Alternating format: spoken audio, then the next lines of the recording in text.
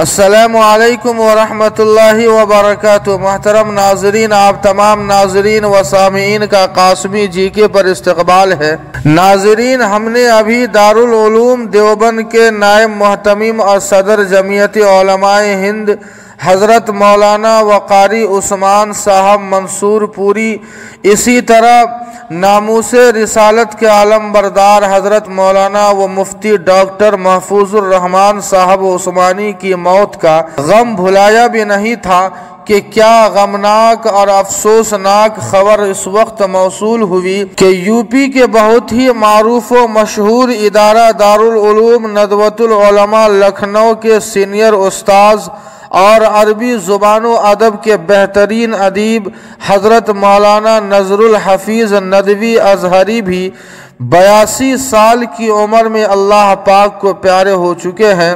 انا للہ و انا الیہ راجعون۔ ان للہ ما اخذ ولہ ما اعطى وکل شیء عنده باجل مسمى۔